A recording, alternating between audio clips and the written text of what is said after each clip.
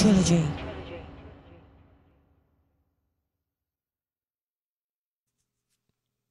Hello and welcome to Logic Trilogy Tutorials. The Arpeggiator is the subject of today, and there are two different ways that we can use the Arpeggiator. And the first way goes something like this. Firstly, you need to create an instrument track and set up an instrument in that track, and I will use a standard monophonic synth will do. Okay, so straightforward.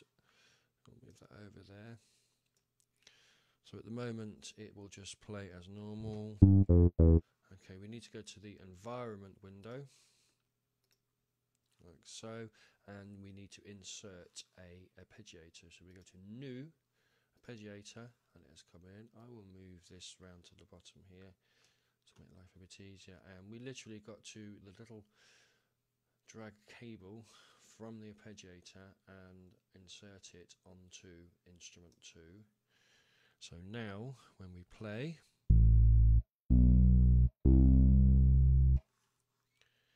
nothing happens, and that's simple as because we have to have the track playing or recording for something to happen. And if we press play, as you can see, it's arpeggiated and creating a double sound. If I stop that, now there are a lot of adjustments you can make to the arpeggiator, but obviously as it stands now there's no settings anywhere. So what we need to do is get to the settings, and this is very easy. We go back to our environment panel, and it's simply a case of dragging the arpeggiator and putting it into our arranger. It will ask you to create a new track for an environment object, and obviously you want to create that, and your arpeggiator is now in the arranger.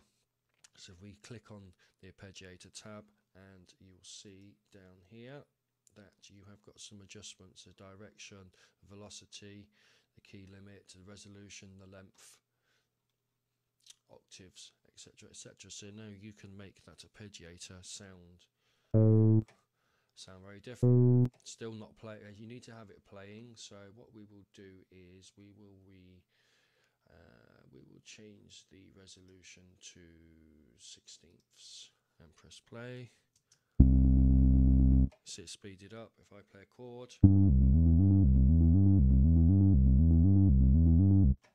okay, what we'll do now is we'll record. I'll just record a standard C chord in there.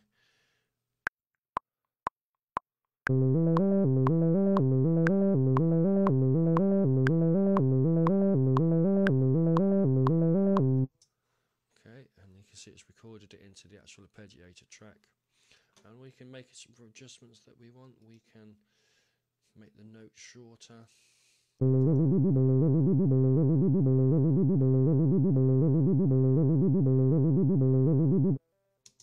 and there you have the Arpeggiator setup version 1.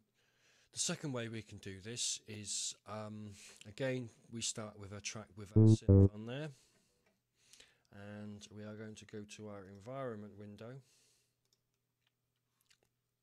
and we are going to change our view to clicks and ports.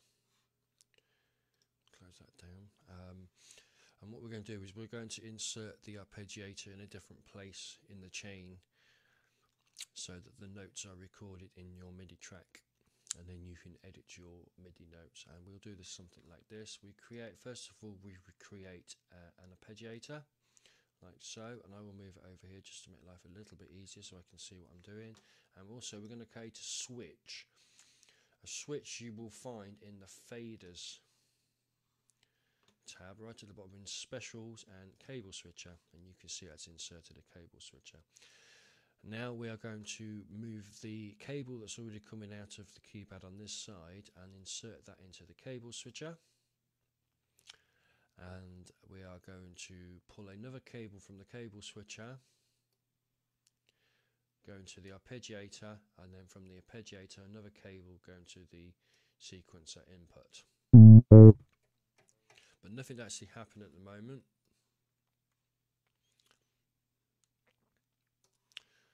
What we have to do again is drag the arpeggiator into the arranger, create the track. So that gives us now our edit functions to the Arpeggiator, and if we click play,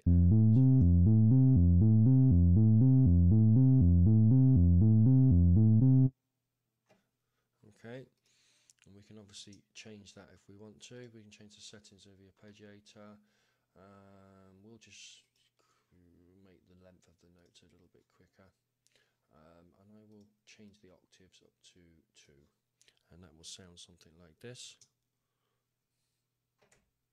Well, we have to make sure we re-click the instrument track again.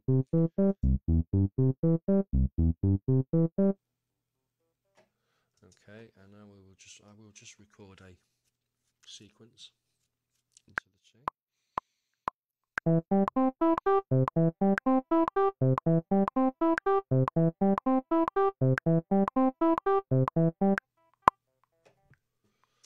Okay, and there you have the MIDI notes in your channel to make any relevant editing that you might want to do. Okay, and there you have the alternate way of setting up an Arpeggiator.